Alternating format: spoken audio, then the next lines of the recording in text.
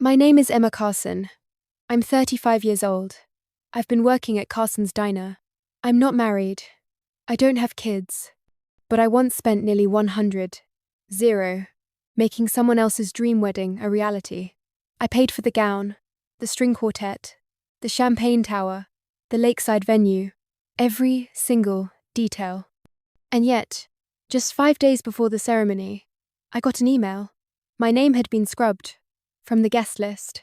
No thank you, no explanation, not even a phone call, just erased. If it were you, what would you do? Stay silent, explode, or quietly bring the whole spectacle crashing down before the first note of the wedding march played? Leave a comment if you've ever been treated like the person they can rely on until they no longer need you. Hit like if you believe silence can be the sharpest form of resistance. And don't forget to follow this channel as I share what happened next. People in this town say my name like they're trying to remember who I am.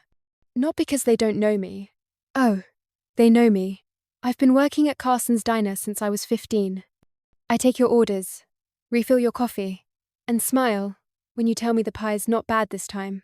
But I'm not the one they talk about. No, the Carson everyone remembers is my younger sister, Sophie. Sophie's the kind of person who doesn't just walk into a room she enters. Like there's background music playing just for her, perfect blonde curls, a laugh that sounds like it belongs in a commercial, and the kind of charm that gets her free lattes without even asking. Me? I'm not like that. I'm the one behind the counter, hair tied back, apron stained with coffee and syrup, making sure the toast doesn't burn. It's not that I mind working hard. I actually like the diner sometimes. The smell of bacon in the morning, the regulars who've been coming in since before I was born, the quiet satisfaction of running a place smoothly when the lunch rush hits. But to my parents, I'm not running anything. I'm helping out, always helping. See, my parents dote on Sophie, like she's the family's crown jewel. They'll brag about how she's dating Jason Harper, the son of the richest man in 3 counties, but never once have they mentioned my name in the paper, even when the diner won that local Best Pie in Town award last year. And the real kicker? That recipe wasn't even from the old Carson family cookbook. It was mine. Not that anyone knows. When Sophie got engaged to Jason, it became the only thing my parents could talk about. You'd think she'd cured cancer the way they went on about it. It's going to be the social event of the year, my mum said one night, while I was scrubbing down the grill. We'll need to host the engagement party right here in town, so everyone can see what a perfect match she's made. I knew what that meant before she even asked. Sure enough, a week later, Mum cornered me in the pantry while I was restocking napkins. Emma, honey, you've been saving up for that. What is it? Some kind of cooking school? She said it like culinary school was a hobby, not a career. Well, your sister's party is coming up, and it's your duty as the older sister to help out. Help out? What she meant was, pay for it. I'd been putting money away for 2 years.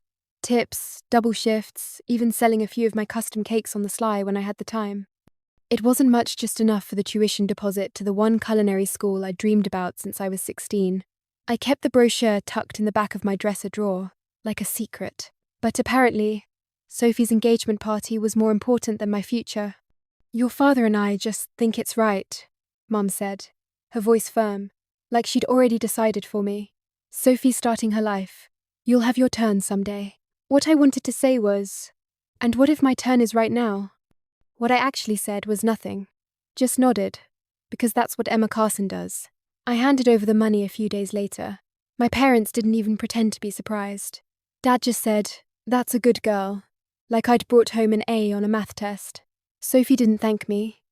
She just handed me a list of her vision for the party champagne tower, live band, imported pastries from someplace in Chicago. I read it, smiled, and said I'd make it happen. But inside, something cracked. See, what nobody knows, not Sophie, not my parents, not anyone in this town, is that I can cook. Not diner pancakes and eggs cooking, but real cooking. Layers of flavor, textures that play off each other, desserts that make people close their eyes just to savor the bite. I'd been experimenting late at night in the diner's kitchen, after closing, testing recipes I found in old French cookbooks from the library. It's the one place where I felt like myself. And maybe part of me thought, if I could get into culinary school, I'd finally get out of here, out of the background role my family had written for me, out of being the other Carson's sister. But with my savings gone, that dream felt like it had been shoved back into the drawer along with the brochure. The weeks leading up to the party were a blur of work. I handled the catering orders, coordinated deliveries, and even did the flower arrangements, because Mom decided the florist in town wasn't up to Sophie's standard, all while still running the diners day to day. Because, apparently, that doesn't stop just because Sophie's throwing the event of the century. Every night I'd collapse into bed, too tired to think, but the thought still crept in. This is my life. This is all it'll ever be. Then, one night about a week before the party, I was in the diner kitchen after closing, testing a new dessert idea I'd been toying with for months. Something delicate, with a balance of sweet and tart, layered with textures that would make anyone forget their name for a minute. I wasn't even sure why I was doing it. Maybe it was just to prove to myself I could still make something beautiful in the middle of all this. I plated it, stood back, and for a second, I felt like I wasn't in this town anymore. Like maybe there was a world out there where Emma Carson wasn't just the background help. Of course, no one else saw it. I wrapped it up and stuck it in the back of the fridge. I didn't know then, but that little dessert would change everything, and not in the way I expected. The week before Sophie's engagement party, the diner felt like a pressure cooker, only instead of steam, it was full of little jabs, side comments, and that constant hum of Emma will handle it. My parents were running around making lists for the party, catering, flowers, decorations, all for Sophie's big day. The irony? Most of that money, that effort, it was coming from me. It's not like anyone said thank you. No, in my family, gratitude was replaced with expectation. Dad would just pass me the bills like I was some kind of human ATM. Mum would look at me with that, "You understand, don't you?" face. And I'd nod, because, well, what else was I supposed to do? The thing is, I wasn't always okay with it. That money I handed over, it wasn't just sitting there in some forgotten account. It was my culinary school fund, the thing I'd been working towards since I was 16. Every late night shift, every double I picked up when the other waitress called out sick, every holiday I worked while Sophie was off taking selfies at the lake with her friends, it was all for that dream. My dream. But in this family, Sophie's dreams had a way of becoming everyone's dreams. And mine? Mine were treated like some hobby I'd grow out of. Sophie breezed into the diner that Tuesday, wearing a dress so shiny it looked like it was dipped in champagne. She didn't even glance at the tables full of customers. She just strutted right to the counter, phone in hand. You have to make your chocolate raspberry tart for the engagement party," she said, without so much as a hello. "Oh, and maybe that lemon meringue thing you did for Christmas. People will love it." She said it like I was some personal pastry chef. Not like it was a big deal. Not like each of those desserts took hours, or like the ingredients would come out of my already stretched budget. I forced a smile. "Sure, Soph. I'll figure it out." "That's my girl," she said, patting my arm, before floating out again, perfume trailing behind her, like a cloud you couldn't escape. I knew she wasn't trying to be cruel. Sophie never was, not in the way some people are. But she was so used to the world rearranging itself to suit her that she didn't see the people moving the pieces. And maybe that was my fault too. I'd spent years making it easy for her. For everyone.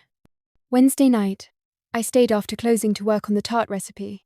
The diner was quiet, the kind of quiet that felt rare in my life. I laid out the ingredients like puzzle pieces, measuring, whisking, folding the batter just so. This was the part of my day when I felt most like myself. Not the invisible waitress, not the dutiful daughter, not Sophie's plain older sister, just me. What nobody knew was that I'd been perfecting this tart for months, experimenting in secret. I imagined the judges at some fancy culinary school competition, biting into it and raising their eyebrows in surprise. I imagined them saying, "This girl has something." But here in Willowbrook, it would just be another dessert at Sophie's party. People would take a bite, say, good, and move on to complimenting her dress or her ring. Thursday, Mum cornered me in the kitchen. "You're not wearing that old dress to the party, are you?" I blinked. I hadn't really thought about it. Well, Think about it. This is Sophie's engagement, Emma. We want everyone to look nice. Presentable.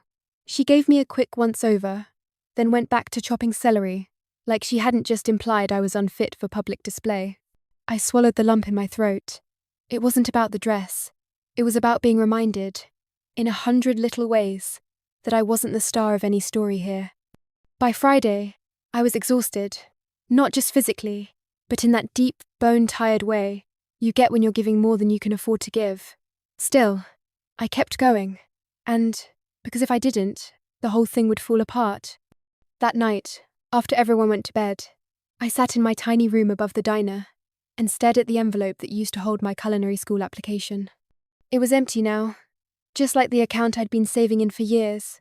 I ran my fingers over the flap, imagining the life that money was supposed to buy me, and for the first time, a small, dangerous thought crept in. What if I stopped making it easy for them? I guess I should have seen it coming.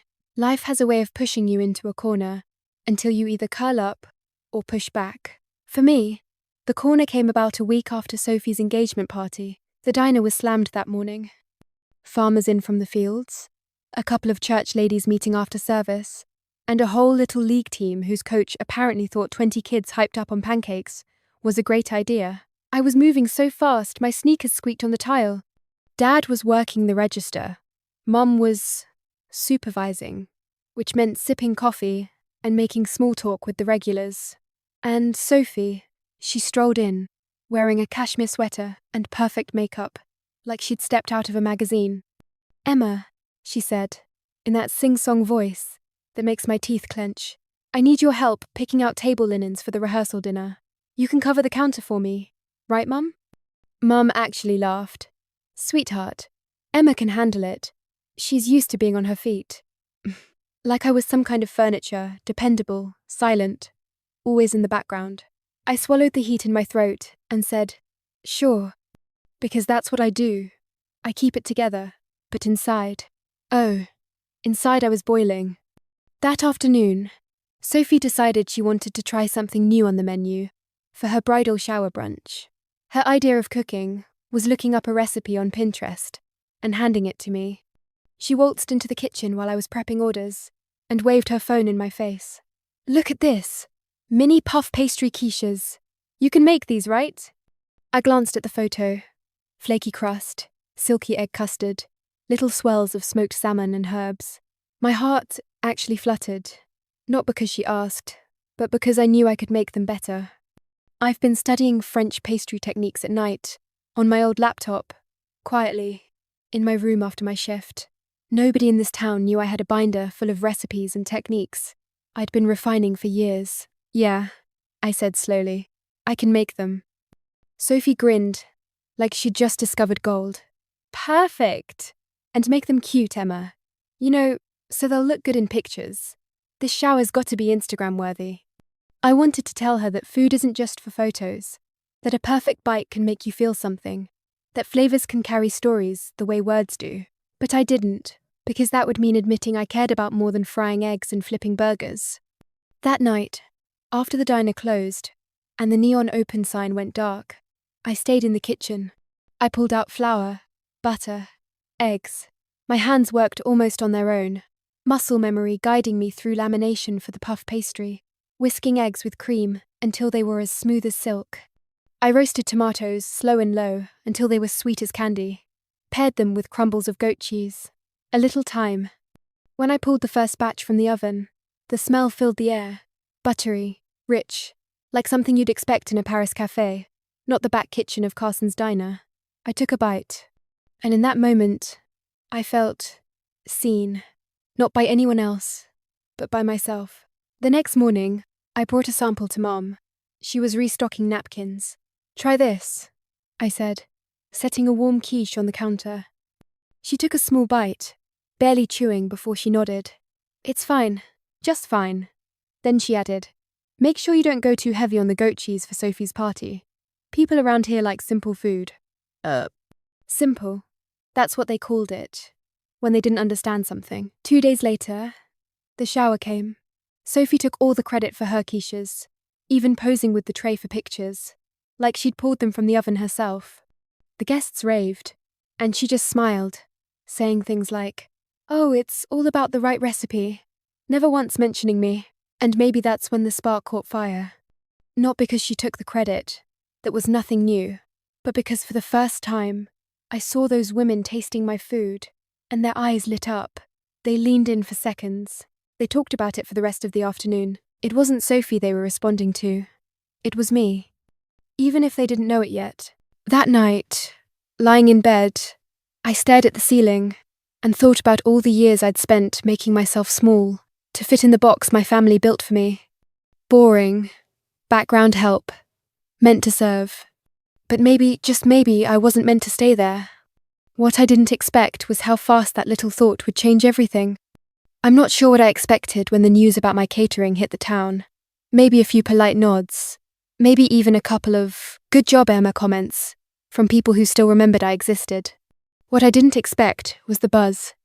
By Friday morning, people were coming into the diner just to talk about my food. Not Mom's meatloaf, or Sophie's favourite pie mine. The truffle mac and cheese, the rosemary focaccia, the lemon tart with the toasted meringue. Folks were asking if I had a business card, which was laughable, because the only cards I owned had grocery lists on the back. And that should have been the start of something good. It should have been the first little crack in the wall I'd been standing behind all my life. But then Sophie came storming into the kitchen Saturday morning, still in her silk robe. Hair perfect, like she'd been in a shampoo commercial, instead of just rolling out of bed. "Emma," she said, tossing her phone onto the counter like it was a grenade. "We need to talk. Now." I wiped my hands on my apron. I'm kind of in the middle of. "This is important." She leaned in close, her voice a low hiss. "Why are you getting credit for the engagement party food?" I blinked. "Because I made it?" Her laugh was sharp. "No, you helped. There's a difference. And everyone thinking you're some kind of secret chef is weird." I just stared at her. The way she said weird like it meant wrong made my stomach twist. "It's not good for the family," she went on. "Mum and Dad are getting questions about why they never mentioned you could cook. It's making them look, I don't know, like they've been hiding something." I almost said, maybe because they have, but I bit my tongue so hard I tasted blood. "Look," she said, softening her tone. "I'm happy you got to play around in the kitchen for my big day, but let's not make this a thing. You have the diner. I have, well, everything else. That last part stung more than I wanted to admit. When she left, I just stood there, staring at the flour dust, swirling in the air, like tiny ghosts of the words I wanted to say, but didn't. The real blow came that night at dinner. Mum brought it up like she was talking about the weather. "So," she said, passing the mashed potatoes, "about the party. We've decided it's best if we just tell folks Sophie ordered the catering. It's cleaner that way." "Cleaner?" I asked. Dad cleared his throat.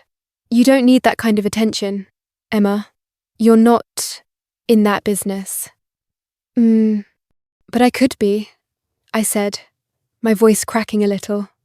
"I've been saving for culinary school for years. You know that."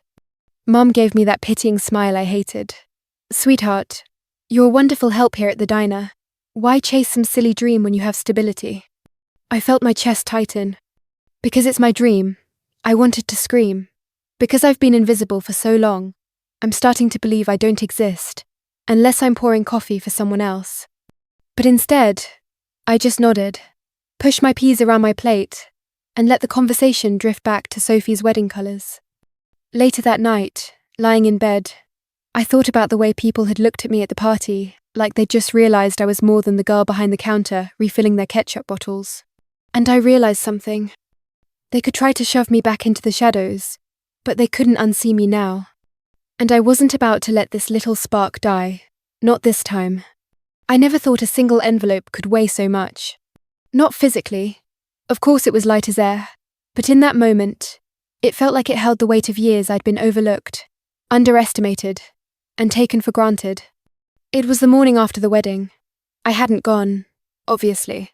Instead, I'd stayed in my small apartment above the diner, drinking cold coffee and listening to the muffled sounds of laughter and music drifting from the Carson estate. That was my family's house, but it hadn't felt like mine in a long time. I was wiping down the counter when there was a knock at the door. A courier stood there, holding a manila envelope with my name written in Sophie's bold, loopy handwriting. My stomach tightened. I almost didn't want to open it. Part of me expected an apology so hollow it would make me angrier. Or worse, another request for money. But when I slid my finger under the flap and unfolded the paper inside, it wasn't from Sophie. It was from Grandma June. She'd passed away the year before, and I hadn't known she'd left me anything. The letter was dated months before she died. In her familiar shaky handwriting, she wrote, "Emma, I've seen the way they treat you. I know you've carried more than your share, and they don't see your light yet, but I do. This fund is for you to do what you've always wanted. Go to that culinary school, build something that's yours, and don't let anyone tell you that you were born to serve. You were born to create." Taped to the letter was a cashier's check for the exact amount I'd given for Sophie's wedding, down to the dollar. I sank into my chair, my hands trembling. Tears blurred the page. It was like Grandma had reached across time to pull me back onto my own path. That night, I didn't call Sophie. I didn't text my parents. Instead, I opened my laptop, found the enrollment form for the Culinary Institute in Chicago, and clicked submit. My heart pounded like I'd just jumped off a cliff. But for once, I wasn't afraid. 3 weeks later, I packed my knives, my recipes, and the one photograph of me and Grandma in the diner kitchen, laughing with flour on our faces. As I locked the apartment door behind me, I heard the faint ding of the diner's bell from below. The place would go on without me. The bus rolled out of town at sunrise, past the Carson estate, where white wedding tents still stood in the yard. I didn't look back, because for the first time in my life, I wasn't in the background anymore. I was stepping into my own story. It had been 6 months since I left Willow Creek. 6 months of waking up to the scent of fresh bread instead of old diner grease. 6 months of learning knife skills, pastry science, and the art of plating things I'd once only dreamed about while scrubbing someone else's dishes. Chicago was loud, fast, and unapologetically alive. And, slowly, so was I. One chilly November evening, I was in the school's practice kitchen, carefully drizzling chocolate over a row of eclairs, when my phone buzzed. The name on the screen made my stomach jolt Sophie. I almost let it go to voicemail. But something in me, maybe curiosity, maybe closure, made me swipe. Answer. "Emma." Her voice was softer than I remembered. "I know I'm probably the last person you want to hear from, but I had to call. She hesitated. "I'm sorry. For the wedding. For all of it." I didn't say anything right away. My hands kept moving. Steady, finishing the last eclair. I realized then that I wasn't shaking with anger. I wasn't shaking at all. "I didn't understand," she continued. "I thought you were just being difficult. But now, my business is falling apart. The bills are stacking up. And I guess I know what it feels like to stand alone. There was a time when I would have jumped in, tried to fix it, even offered money I couldn't spare. But that version of me, the one who gave until she was empty, didn't live here anymore. "I hope things work out for you, Sophie," I said, my voice calm, almost gentle. "But I can't go back to being who I was. Not for you. Not for anyone. She was quiet for a moment, then whispered, "I guess I lost my sister." "No," I said, placing the eclairs neatly on a tray. "You just never saw her until she walked away."